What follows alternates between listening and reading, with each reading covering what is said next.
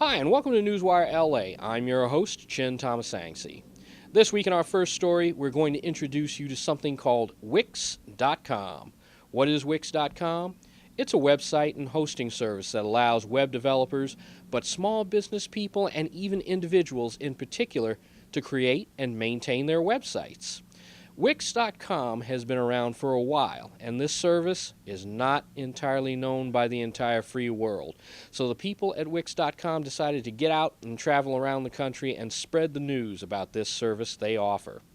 They were in Los Angeles recently, and we had a chance to sit down and talk to one of their best and brightest and have him explain the whole idea behind Wix.com. We also had a chance to spy on one of their seminars they gave for anyone who wanted to come. So before we get too deep in the machinations of what it takes to build and maintain a website, let's just have them tell us about it themselves. So, tonight's first story, Wix.com. After this.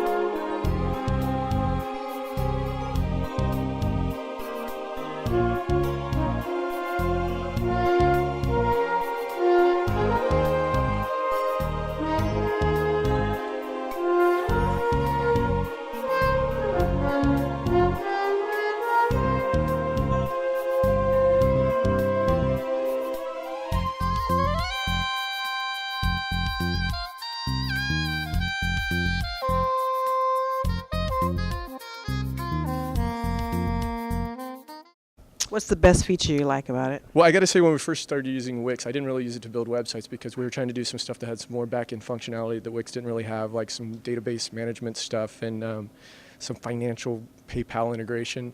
So we would use it basically as a tool to talk to web designers to throw up a design real quick. And instead of doing a flow chart, we'd say, we want something like this, and we wanted to have like this sort of four-way webcam integration, which Wix didn't quite have, but we could show them with a Wix site what we wanted and they could build it. So that's probably a weird application for Wix, but I love them. We use them for all of our movies. We have a website called moviemilk.com for our services, and we also have a documentary called 90420, 90420.com that we just built in Flash, like a new HTML5 one we're goofing around with, called E-Rod, where you can take your old hot rod car and make it electric. Oh, very cool. And I don't even do this. This is just for fun. So like instead of watching America's Got Talent or whatever, which I do watch occasionally, sometimes I'll geek out and drink coffee all night and play with the HTML5 editor. So thank you so much, Wix. All you guys in Tel Aviv and San Francisco and New York, thank you very much from the bottom of my heart. If you need anything, call me. You don't know my number, but... Thank you, Dean, for joining us. All right. You guys have a good night. What is there to be said about your customer service being available to help them right away or thoroughly and completely? That's an excellent question. In fact, just after this event, I was approached by at least 5 people that thanked me for the support team, which is not me. They actually thanked me about our support team. The beautiful thing about Wix is that we have support points in every level of your design, which means we have a separate support page for anyone who is needing it. We also have inside the editor, on each and every point of design, a small question mark that you just need to click if you don't understand anything, and it will open up with the fields that you can help with. I mean, videos on how to do the things you want to do, articles, tips, and if that is still not good enough, just call our San Francisco support team and they will help you as much as they can. Okay. As I was sitting and watching your presentation, a phrase came to me. And you were very quiet, by the way, throughout the event. You know that. I had to listen. Okay. If you were to hear the term Wix is for today's customers what Apple was in its beginning stages, what would you say to that?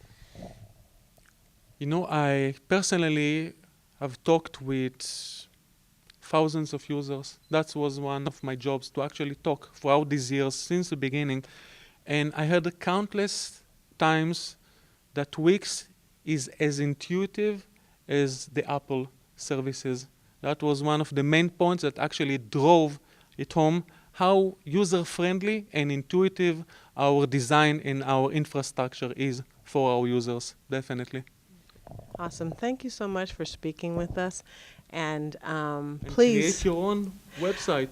I You need an am. online portfolio, right? Yes. Hello, here I am, world. Yes. Create one, trust me, give it an hour. You will be able to create an amazing online portfolio for yourself. 1 hour. Okay. I'm Okay? going to do that, and I'm going to get back to you. You got my email. Awesome. Do Thank it. you so much. You're welcome. Hi, I'm Mark Anthony Nelson, and I have a Wix website. I actually have several. Wix has actually given me the opportunity to start my own business and do very well for myself. So I'm very, very happy with Wix and very thankful for what they have to offer to us. And where can we reach you? You can reach me at sociallycorrect.biz. That's pretty much it. You can always reach me there. That's my company email address. Socially Correct Biz is one of my websites, where you can get Mark with a K at sociallycorrect.biz and email. Thank you. And now it's time for a Newswire editorial. The subject? Redistricting. Newswire LA and the rest of Los Angeles' population continues to be treated to the drama that is City Hall. Today's episode centers on redistricting, which is a process that takes place every 10 years as new census data is released. Recently, the Redistricting Commission passed a plan 16-5 that's rife with allegations of corruption, racial strife, and gangland-style payback schemes. The players include the City Council starring Jan Perry, Bernard Parks, and Herb Wesson. Co-starring is the Redistricting Commission, who is made up of individuals appointed by the above and others with an interest in the plan itself. Also starring are numerous activist groups, minority groups, and ordinary citizens who rightfully want a say in the process. Now that you have the players, let's map out the 3 major episode storylines. 2 members of the council, Bernard Parks and Jan Perry, believe their districts are being dissected as a result of political payback. Much of that payback is believed to be coming from Council President Herb Wesson. There are Korean Americans who asked to have their district kept intact or joined with other districts like Thai Town so they could have a shot at getting an Asian on the city council. That request fell on deaf ears as the new map essentially split their district right down the middle. There are Latinos and Latino activist groups who believe the new map will take away at least 1 Latino council seat. MALDEF, the Mexican American Legal Defense and Education Fund, went so far as to submit an alternate plan, which, like the Korean requests, were rejected. A secondary storyline, or B-plot, revolves around the fact that the Redistricting Commission itself has conflicting feelings over the plan they passed and the process in general. Some have described it as ugly and dysfunctional, while one member says it actually left him guilt-ridden. The Ewing Ranch on Dallas didn't have this much drama. Maybe the humble staff here at Newswire LA can offer some clarity to all of the parties involved. The process of redistricting is supposed to be based on creating districts with equal population numbers.